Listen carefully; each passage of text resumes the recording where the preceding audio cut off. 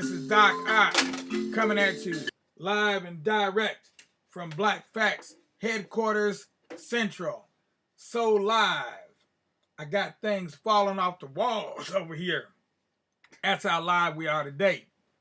Well, we did have some technical difficulties yesterday on a number of fronts.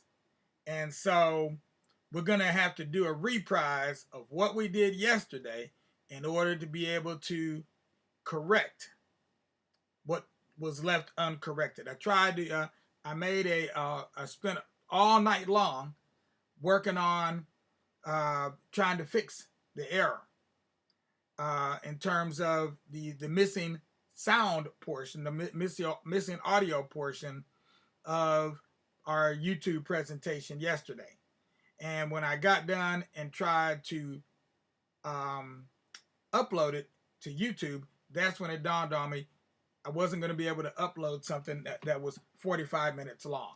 So it is 45 minutes long, and that's what we're going to do a reprise on that so that everybody will be able to see it, because it was, after I went through it again last night, I could see it was definitely worthwhile doing over again. And then we'll do one more presentation. Well, maybe we'll have to do two more presentations in order to get to our quota of 7. We said we wanted to do 7.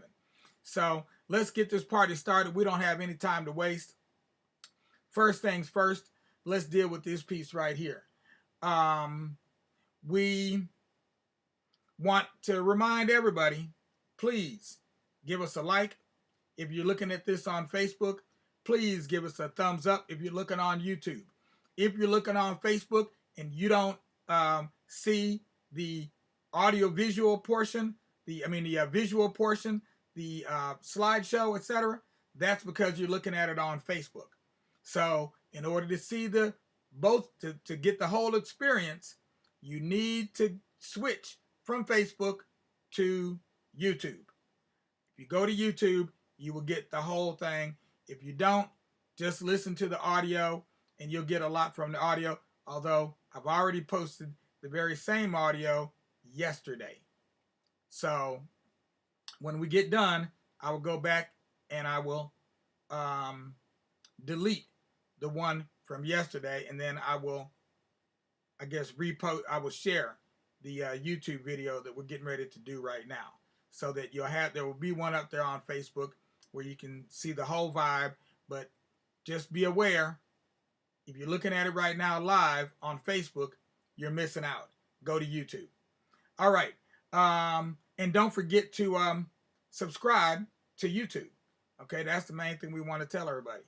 So meanwhile, we're already 8 minutes in. Let's get going.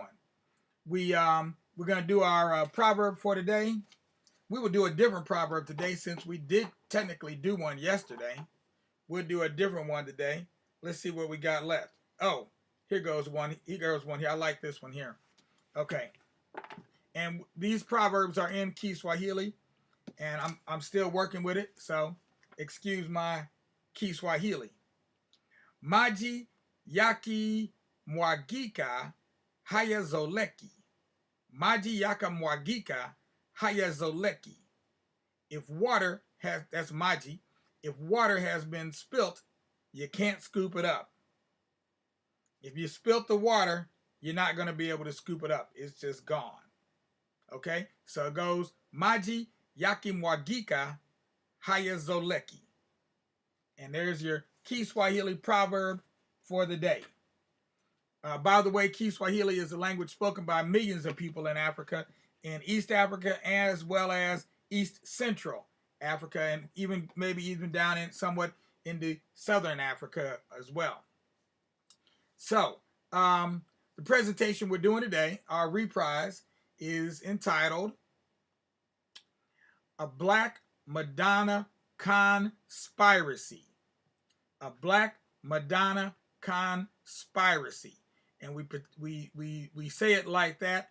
We went with the Cons-Piracy because it really is a conspiracy.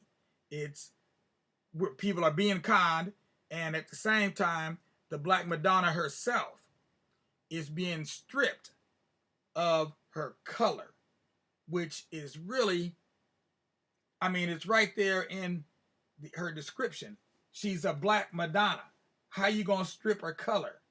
That would seem like to be the last thing you do. Maybe that's where they're at. Maybe this is the last thing they're doing. They're taking the color of the Black Madonna and whitewashing some of these Black Madonnas.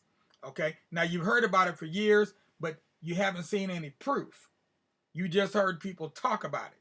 Well, I'm here today to not just talk the talk, I walked the walk and went to visit some of these shrines of the Black Madonna in France and Germany.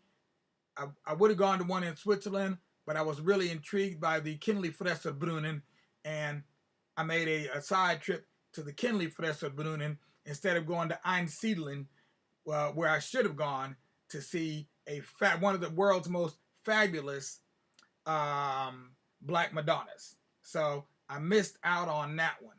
And yeah, I really missed out on that because I'm pretty sure I was in Zurich at some point, but I can't recall if I was in Zurich or not. I was all over the place. So without further ado, let me introduce you to die Schwarze Madonna. Hintergründe einer Symbolgestalt. Okay?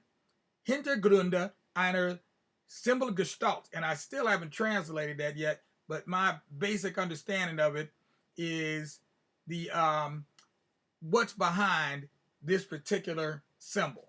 Okay? Hintergründe, what's the foundations, what's the basis of these Black Madonnas? Why do they exist? Where do they come from? And so you see there an image of a Black Madonna on the cover of the book.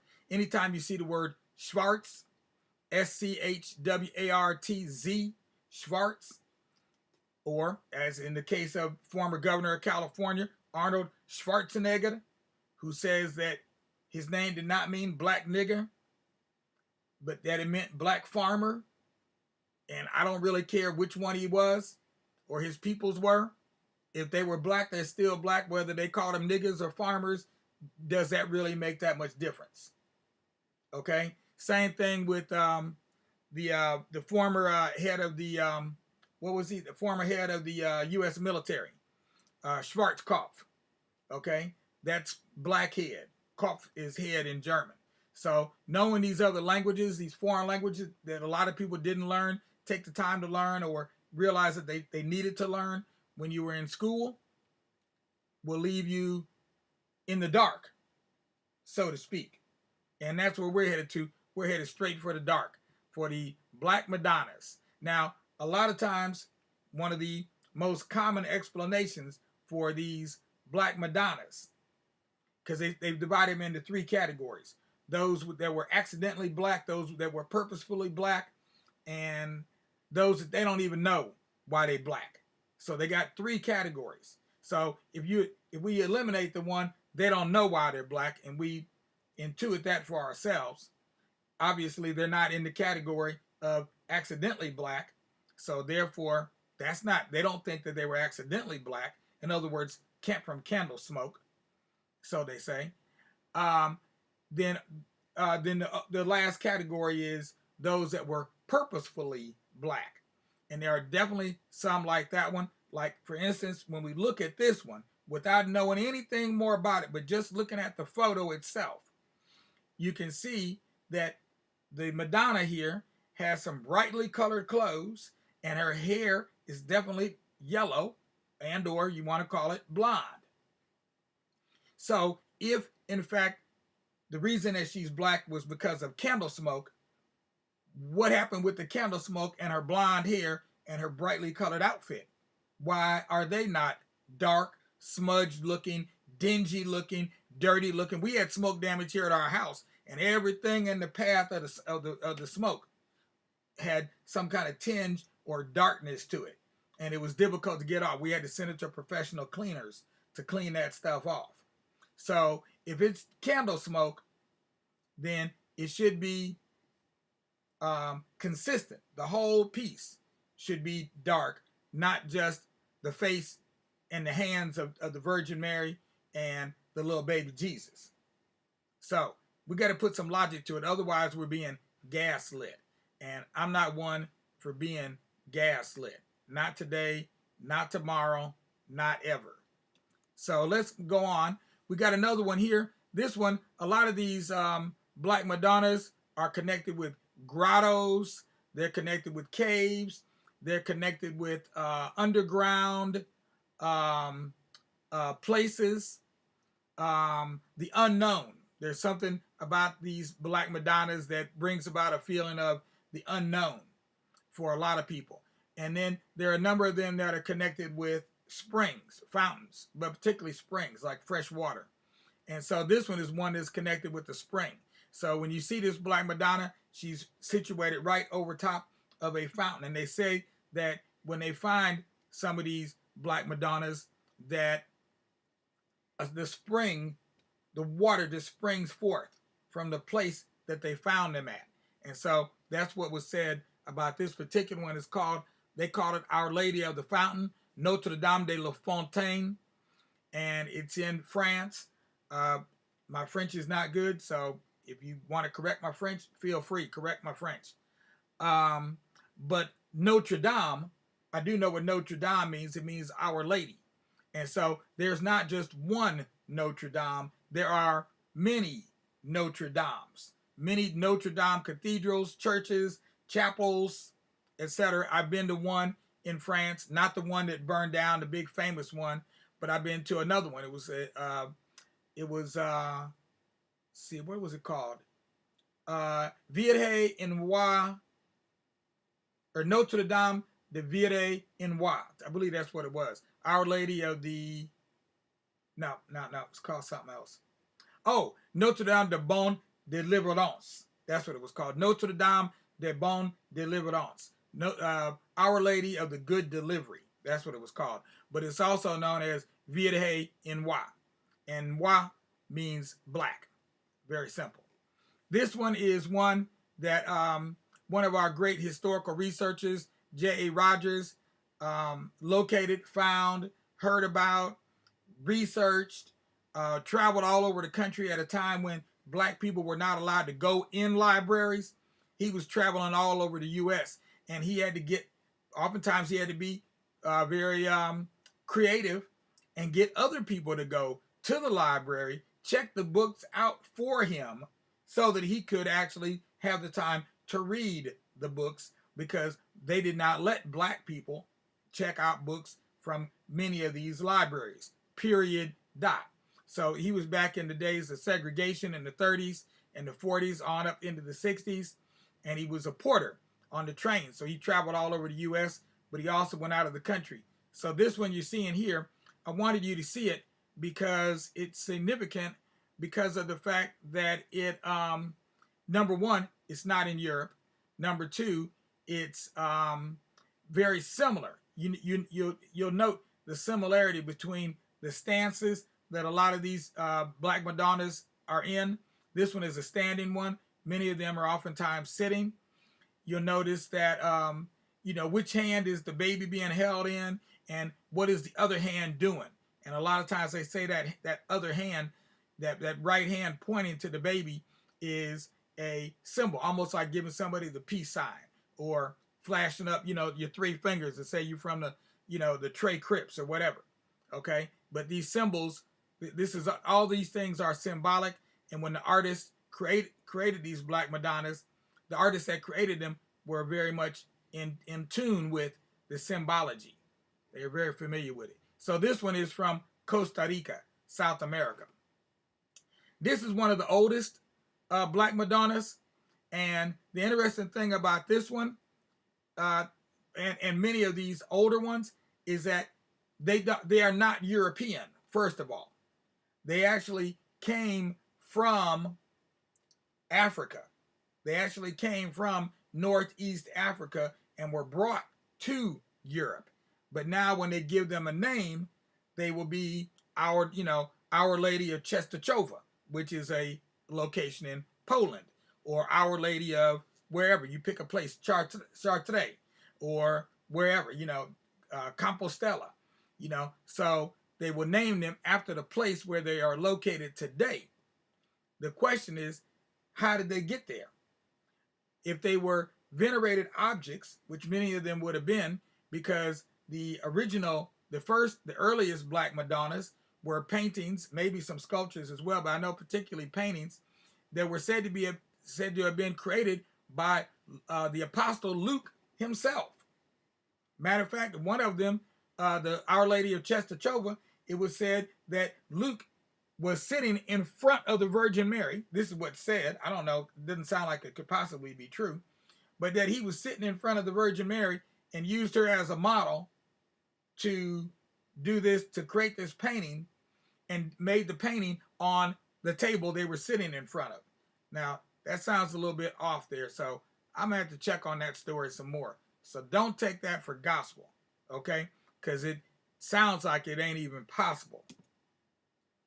But all that to say that you notice how antique looking, how simplistic looking, how unadorned looking this particular one is because this is one of those original ones that was brought from Africa to Europe. It's one of great antiquity. When we say antiquity, we're talking about 1000 AD. It didn't come into Europe. These didn't come into Europe until the Crusades. So 1000 AD up to the present. So before that time, they were still resident in Northeast Africa. My question is, if they were venerated objects in a church in Northeast Africa, why would they give them to a crusader to bring with them to Europe? Why would they do that? That's the part that doesn't make sense. Some people have tried to explain it by saying, well, they felt like the Muslims would destroy them. But the stories that I've been hearing, all the stories I've been hearing have not talked. I haven't heard one story of the Muslims coming in and destroying these Christian objects, but I heard a number of stories of Protestants finding these objects and laying waste to them. So if they were being hidden from anybody, I'm thinking that they were being hidden from the Protestants, not the Muslims. So again, the question comes up, well, how did they wrest them out of the hands of the people that created them originally or had them in their churches? So it's 12:30. Food for thought. This one is the one I should have visited in Switzerland. I thought it was in Germany. I get them confused because there's so many of them. But this one is actually in Switzerland, and the Swiss are cousins of the Germans, but they speak Swiss German as opposed to German. So it is a different kind of German. I was in Switzerland as well, and I stayed with a friend of mine, and she was explaining this to me, that the Swiss don't speak, their language sounds like German, and it's a lot like German, but it ain't, or it's spoken differently. And so this one is in a place called Einsiedling, and you'll see a lot of pictures of that. I'm going to go through some here, some pictures from Einsiedling. This one, I'm not sure, I don't recall where this one is from, but it has a banner at the bottom of it, and it says, Nigra sum sed formosa. Nigra sum sed formosa. So it's Latin, and basically the way they interpret this is that it's a biblical saying or proverb, and it says, I am black but comely, or I'm black but beautiful. I'm black and beautiful. So when you think of, I'm black and I'm beautiful, and it coming out of the 60s, yeah, think of it coming out of the, 960s, because it's much older than I imagined when I was a youth.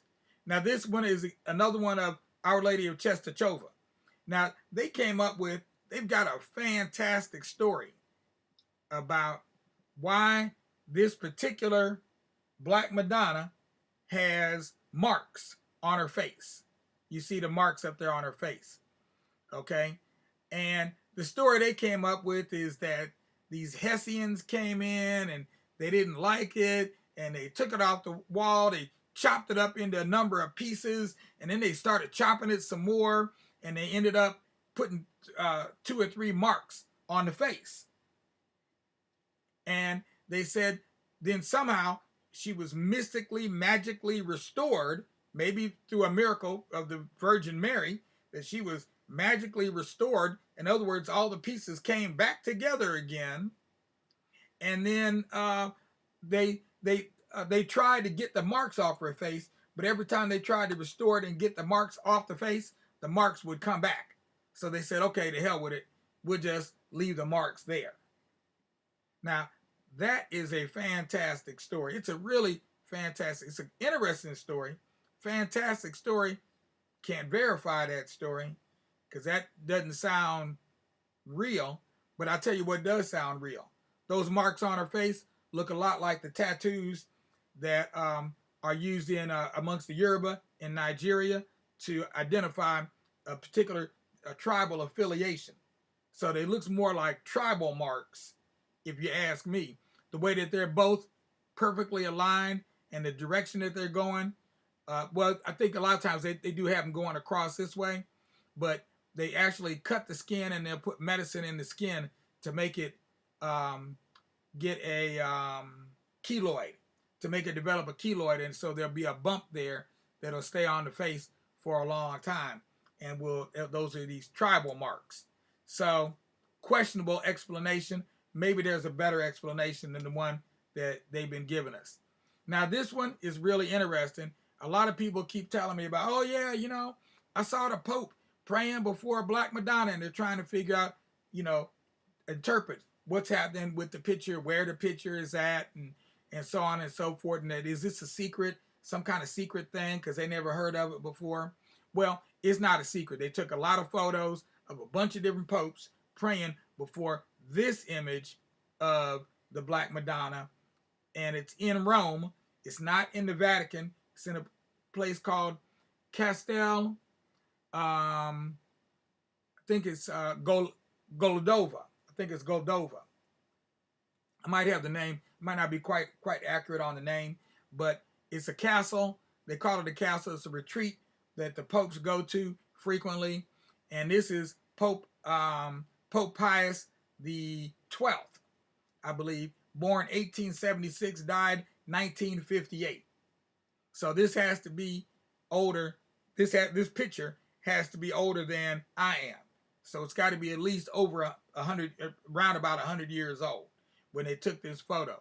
And what I noticed here is that you see the Black Madonna up there over the altar. You see the Pope there in front of the papal altar bar, because there's another one in the back that you'll see a little bit later with a couple popes praying at that altar.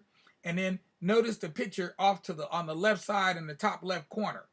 Okay, that picture there is important. So pay attention to that one and its relationship to the one over the altar. Okay, here are some more of these Our Lady of Czestochowa's. We've got the Black Madonna of Czestochowa from Poland, and then there's one from Hungary. And you notice that their poses are the same. They're not the same picture. They're two different pictures, but their poses are the same. The pose of the baby Jesus is the same. Their outfits are very similar. The only difference is in the coloring. And the coloring on one is a little bit different than on the other one. One is more red, the other is more brown, but clearly they're not white. Okay? Clearly there's white in there. You see there's a white strip going around Jesus and Mary's heads. So obviously that's the color white. If you can use that as a reference. Okay?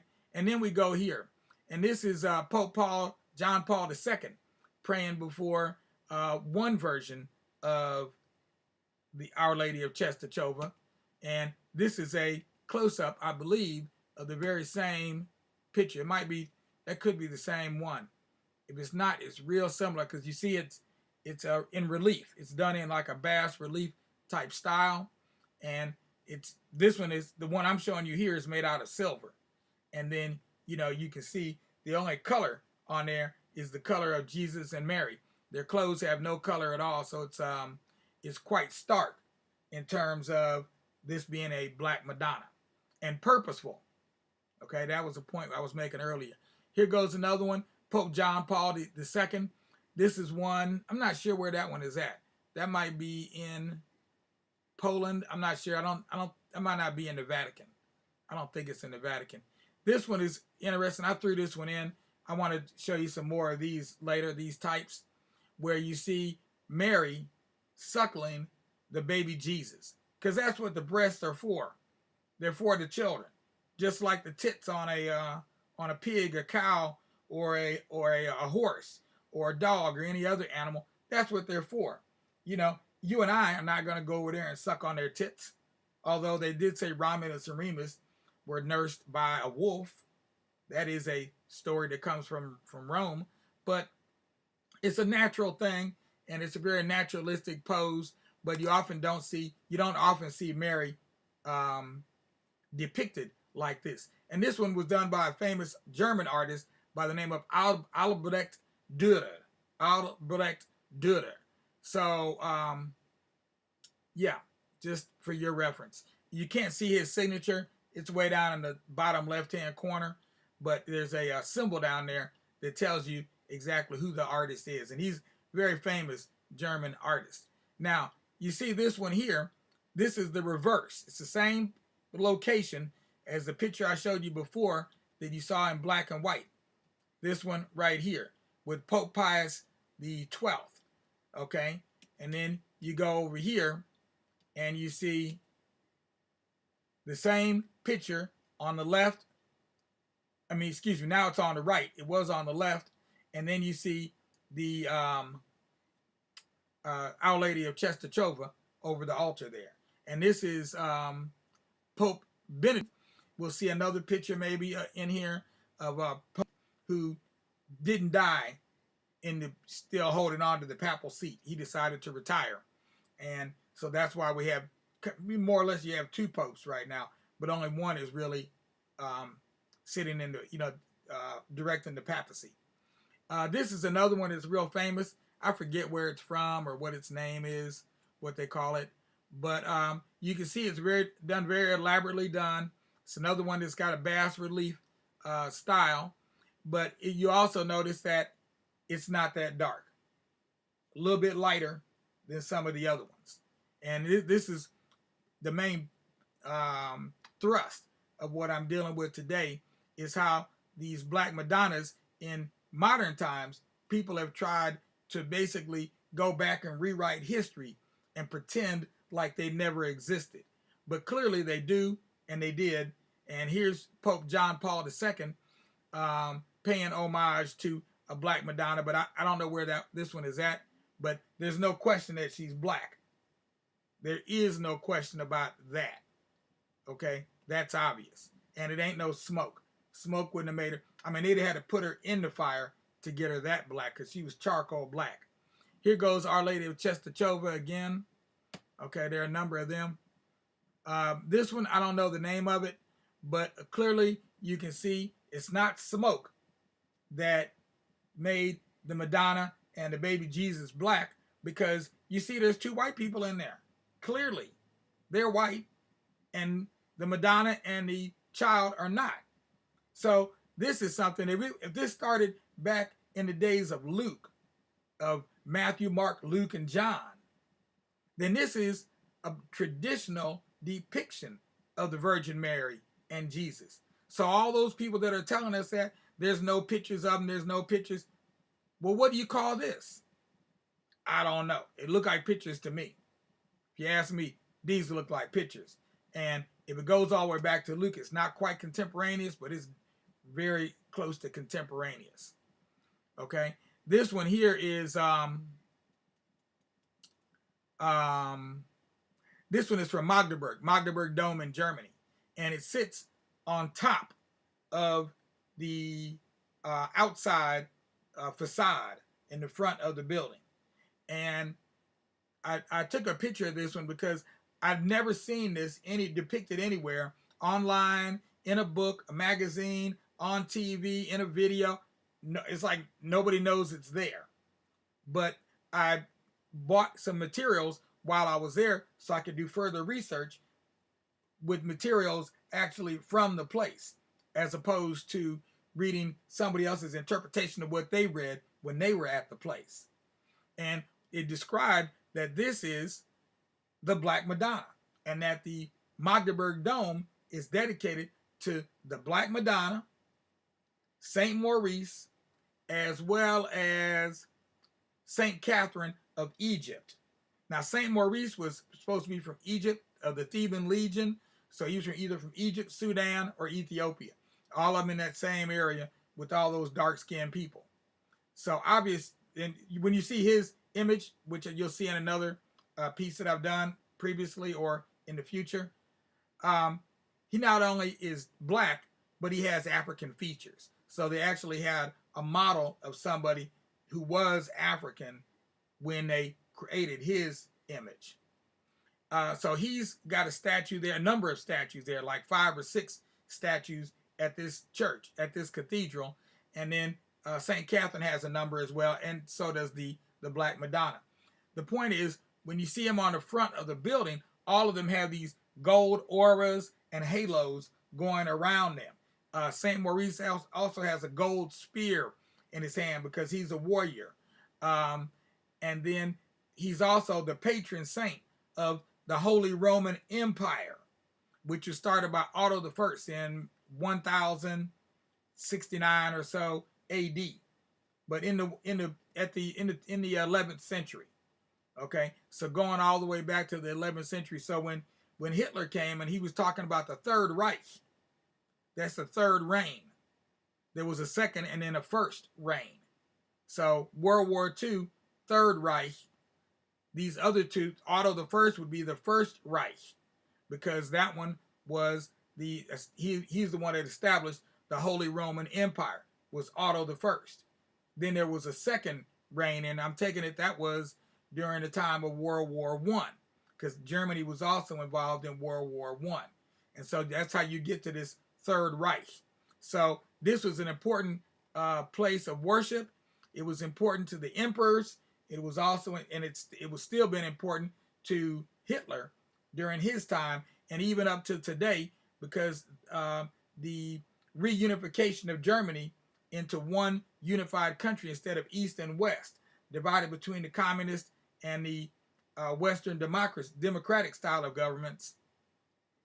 The protest that brought about the reunification, some of those early protests happened right here at this location out in the plaza area they have outside this Magdeburg Dome.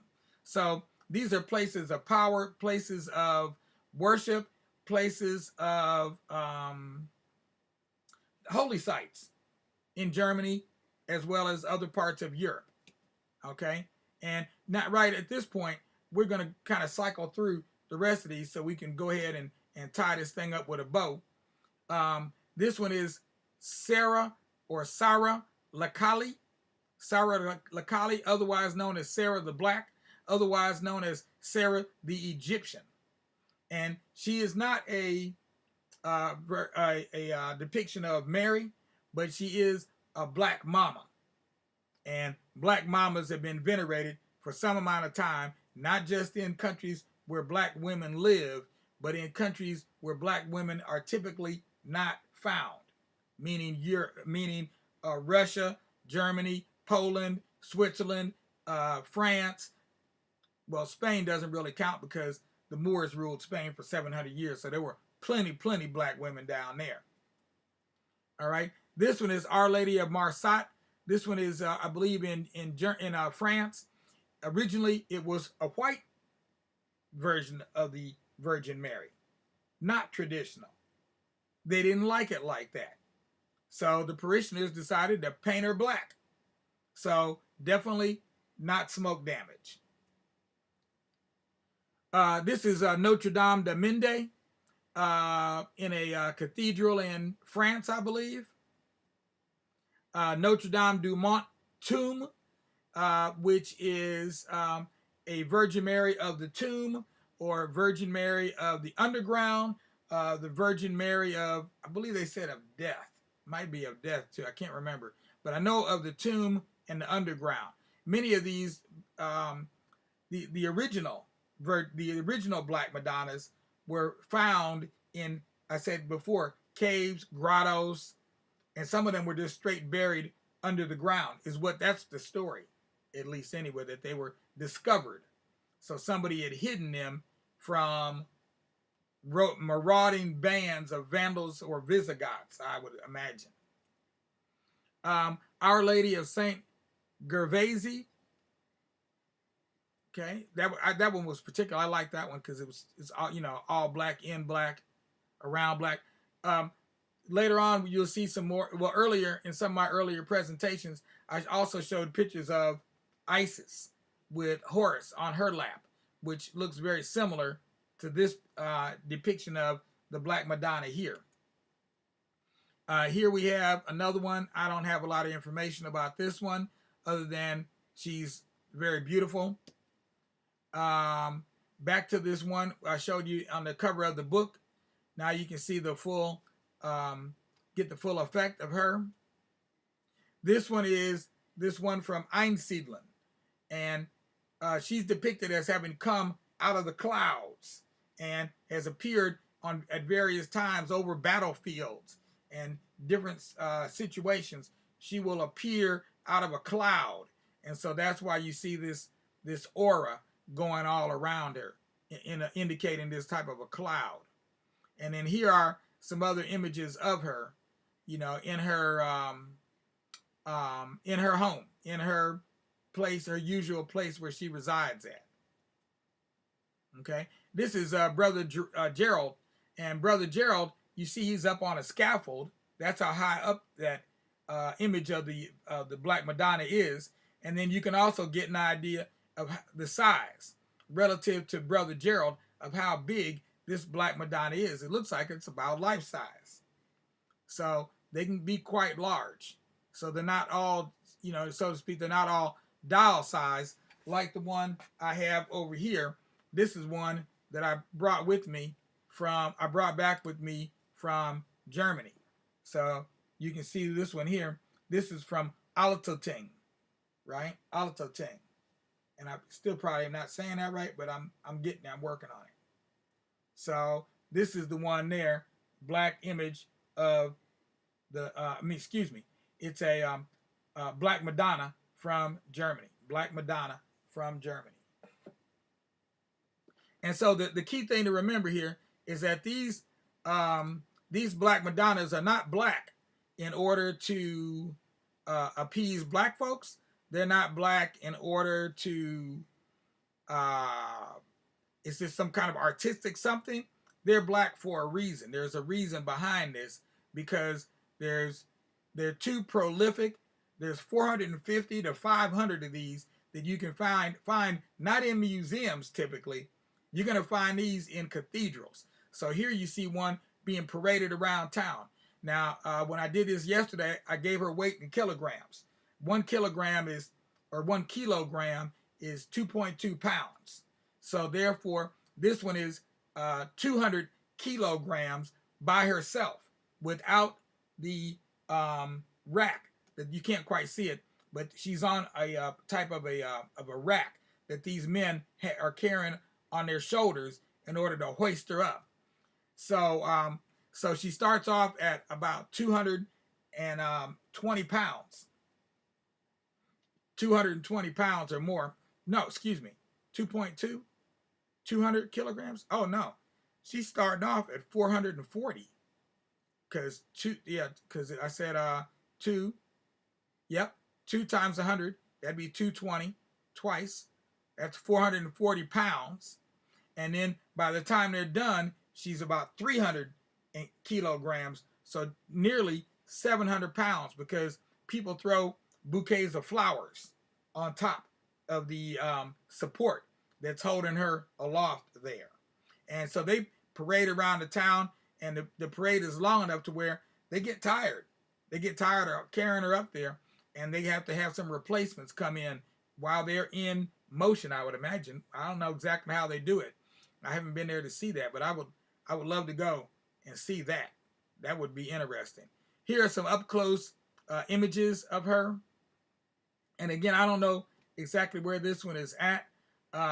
It seemed as though she was off to the side of France, kind of toward the north, over toward Poland. But you can see clearly they didn't have a model of a black woman to use to create this Black Madonna. So they used a white woman as a model, but they painted her black. So purposefully, they were made black. This one, you can see here, a Black Madonna that's been whitewashed, obviously. This is another very famous one in Toulouse. That's also in France. And again, you can compare the color of the Black Madonna and child to that of the women, or these, I don't know what they are, standing on each side of her. Obviously, they meant for that contrast to be quite obvious, that the worshipers and the saints, etc., that they are praying to are not necessarily black, but she is. Here's another one. Again, I don't know exactly where this one is at, but a very lovely rendition.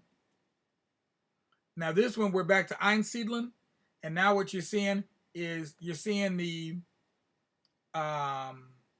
it's like a house inside of the cathedral where this Black Madonna of Einsiedeln is located at. And so you see her, she's way back there on that back wall. You have to look deep in there to see her. But I showed this one to show these Ethiopian Coptic priests. Now, I don't know if they're living in Switzerland at this time, or if they were just on tour, they were just making a visit and decided to stop in and pay homage to a Black Madonna. And you see they've got their offering of fruit there. They just bought it at the store, probably at Aldi's or somewhere. Oh, looks like there's some, they got flattenbrot. Got some because it couldn't get injera over there. So they brought some flattenbrot. I didn't like flattenbrot. I'd rather have injera myself. But, you know, to each his own. And then they've got their drums. So you see the drummer there also. And this is another one. I don't know where that one's at. But again, you see them out on parade. So certain times of the year, you can find them out on parade. That would be during Easter, on Easter weekend. And then you'll find them on parade again in at the end of October, last day of October, on the 31st of October. Those are high holy days. So look for a procession with a Black Madonna involved on those days. This one is Our Lady of Bliss, Notre Dame de Lys, Notre Dame de Lys, again in Paris. So they call her Our Lady of Bliss or Our Lady of Joy. And then here's another one in a chapel. This is from the 15th century. Okay. At the Chateau d'Anjou. Oh, I had another one from there, because it wasn't that one. I think it was another one too. Now this one is again at a very famous location in France. It's called Chartres, or that's my best interpretation of how to say it in French. Could be Chartres. Maybe it's more like that. But you see her here in all her glory. Notice her skin color. Very important here. And now, because we've been getting replaced, and here's proof positive of a replacement movement going on. Because they call this a restoration. They call this a restoration project when they were restoring her to her former glory, because she'd been so damaged by all the soot from burning candles over the years. This is the story they've been telling. Okay? However, they did not restore her. They left her just the way she is and put her in storage and created a whole new entity and put this out there and said, there you go. Something is not right with this picture. And here's another one. This one is in a monastery again in France. Okay, there's a picture. You can see a close-up of her. She could have been, that could be from a black model, but I still think not. Here's one here, Our Lady of Thérèse. This is the Virgin Warrior of the Crusades. So these Black Madonnas were important during the Crusades, and in fact, I mentioned earlier that many of the originals came from the Crusaders. They brought them back to Europe with them from Northeast Africa, because Jerusalem ain't nothing but Northeast Africa. It's just as much a part of Northeast Africa as, let's say, East St. Louis is to St. Louis. The same stuff that was going on in East St. Louis, very similar stuff happens in St. Louis to black folks and people that live in neighborhoods where there are a lot of us. So, you know, it ain't nothing but a bridge. You go over the water and you're there. And in the case of Jerusalem, they didn't even need a bridge because the Suez Canal is something that they had to go and make in order to get the ships through there. So it would have been even easier to cross back in the day. And let's see, Notre Dame de Poulin, I don't know how to say that. There's another one there. Here goes one here. And so these, I don't know much about these. These are new images that I just found as I was putting this piece together.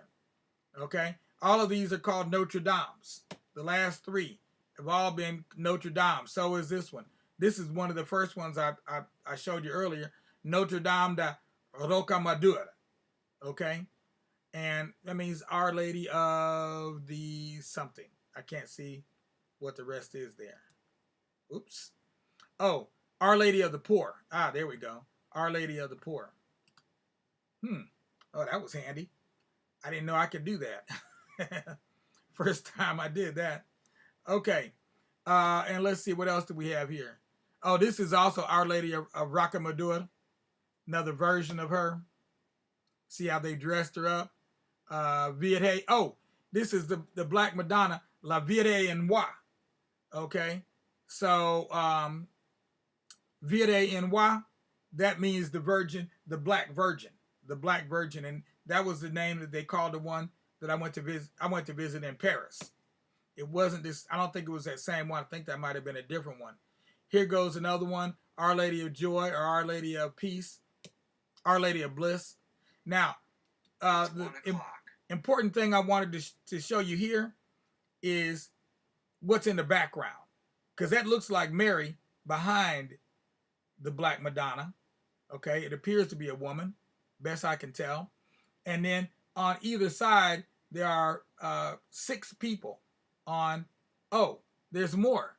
Oh, there's some more going up the wall. 1, 2, 3, 4, 5, 6, 7, 8, 9. Yeah, those are the apostles. Those are the 12 apostles, okay, that are surrounding her.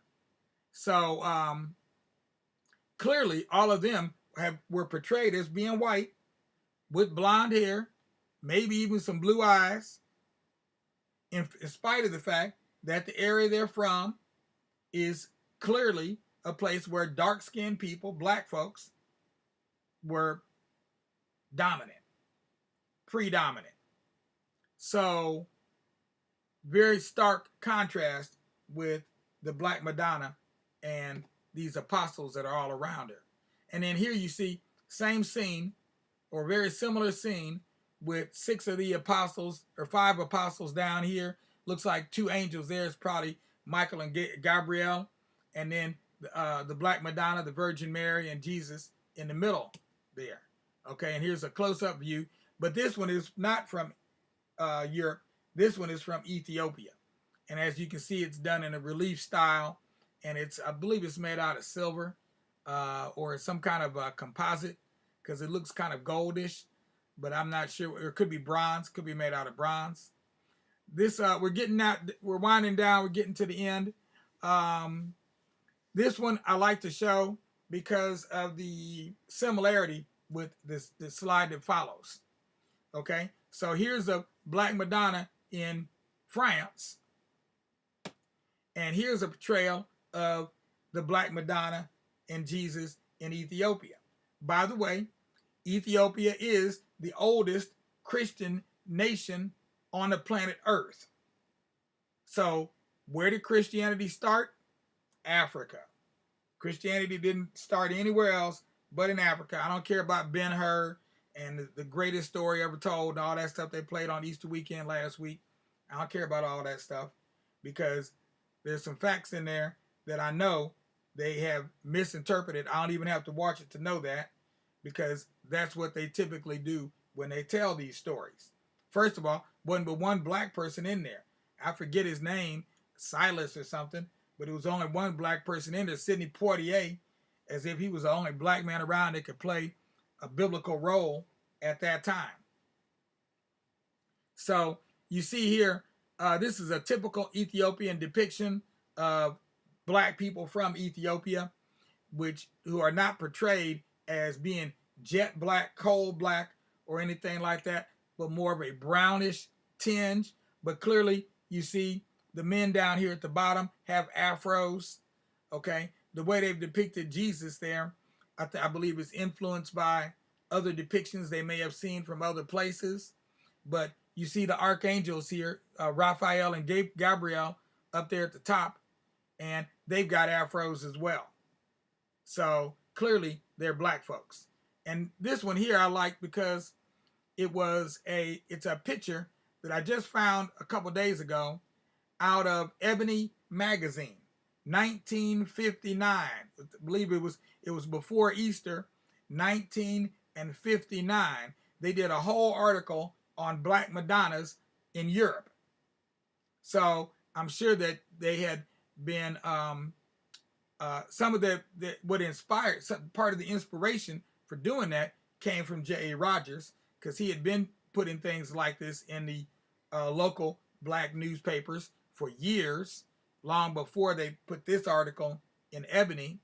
But notice that it's in the bright, vivid color depiction of Our Lady of Czestochowa in a time where most images in magazines were typically black and white, unless it was an advertisement for Schlitz, Pabst, malt, malt liquor or something like that. Yeah, then they might go full color, or some cigarettes.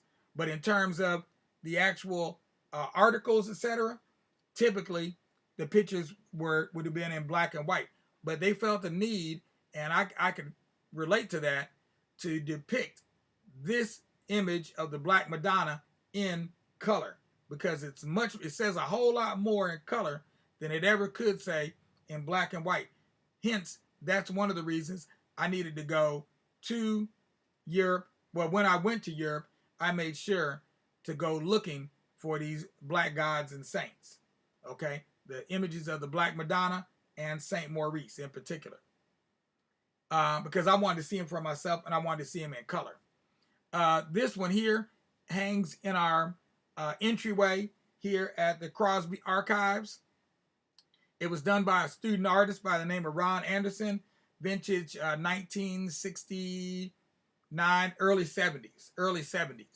Okay, he did this image. He calls it La Pieta, and it's an image of the Virgin Mary with Jesus in her arms after he has come down off the cross.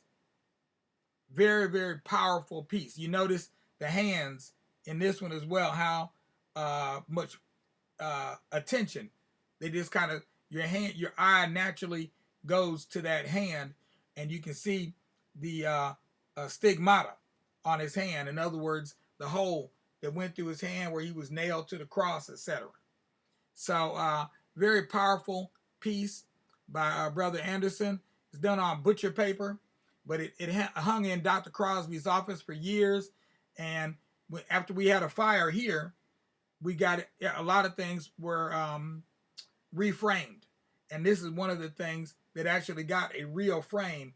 And Dr. Crosby liked it so well, and the way that it looked, it was so powerful, so much more powerful with a good frame than it had been before, that he said he wanted it as a centerpiece for the entryway. So he wanted it in a place of honor.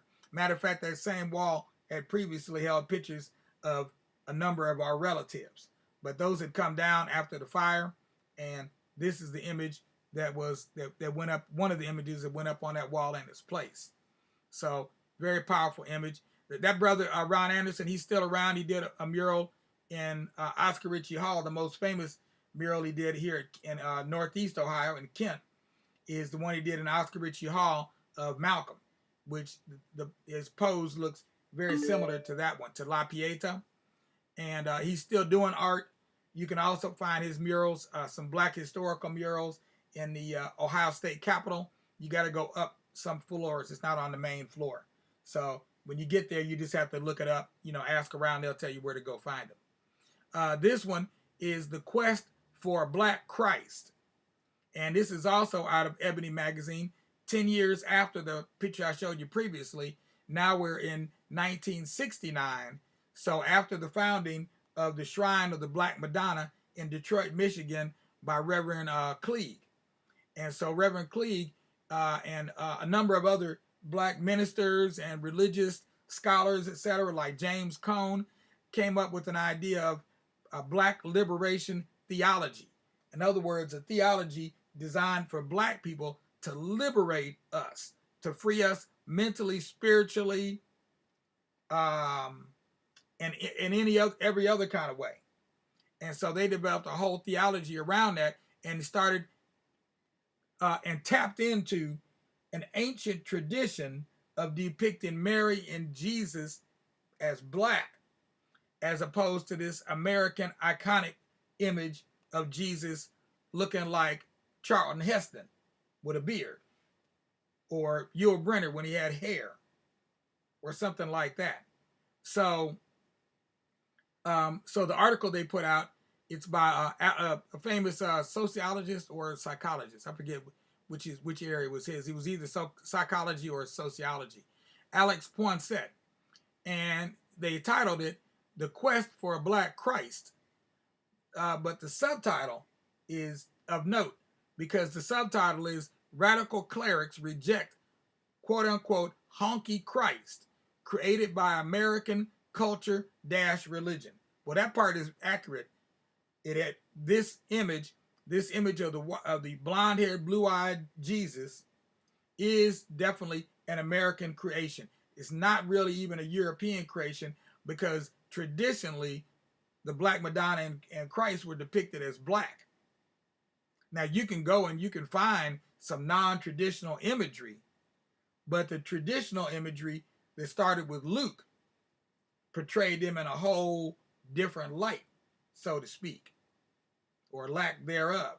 The part that bothered me though was the honky Christ part, because that makes it seem as though, oh, that was the fourth category they came up with back in 52, was that there was well, no, they didn't come up with that in 52. They added that category later, because when the Black Power movement started, Black is Beautiful, etc. started, then this Black liberation theology started.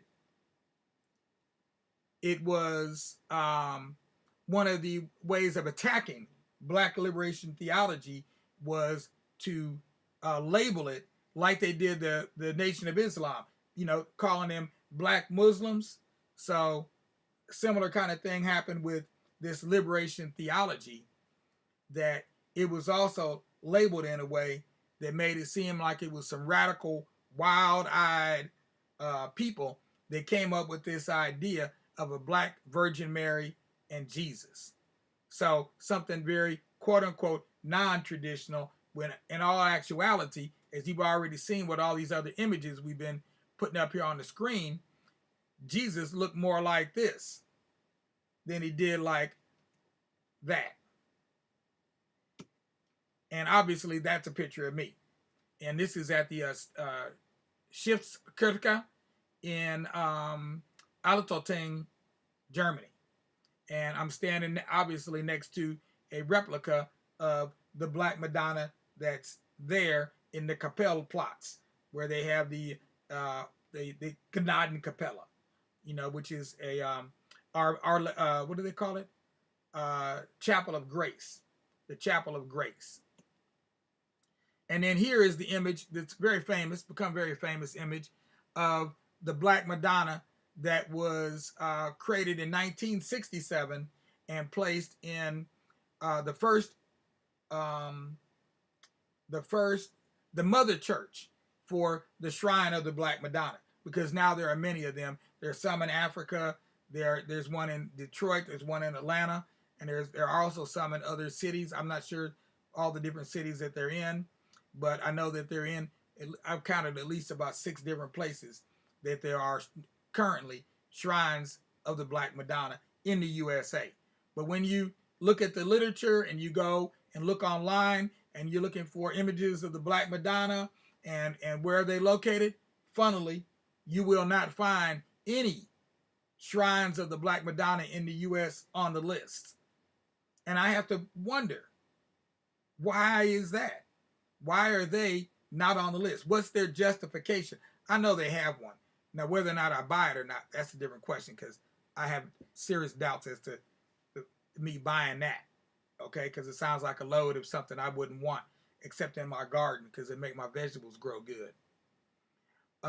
Meanwhile, we have here our last Madonna, Notre Dame de Molompize. And I don't know where this one is at. Still sounds like it's in France because of the language. Oh, Notre Dame. Yeah, that's probably still in France.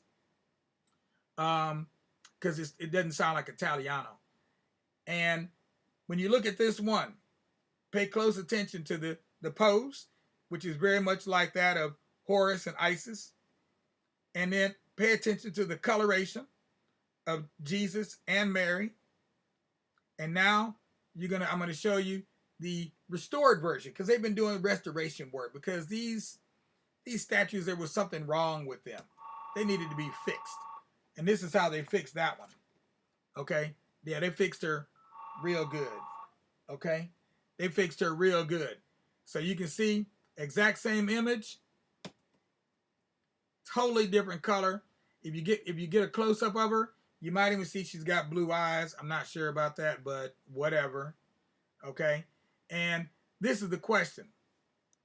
In a discussion with many Christians, it often will be posed that or stated that it doesn't matter what color Jesus is, or Mary, or any of them. But I say, if it doesn't matter, then why don't we use the traditional depiction, which is like this? This is not a traditional depiction. This is a revision of the traditional depiction. So why don't we use that instead of this?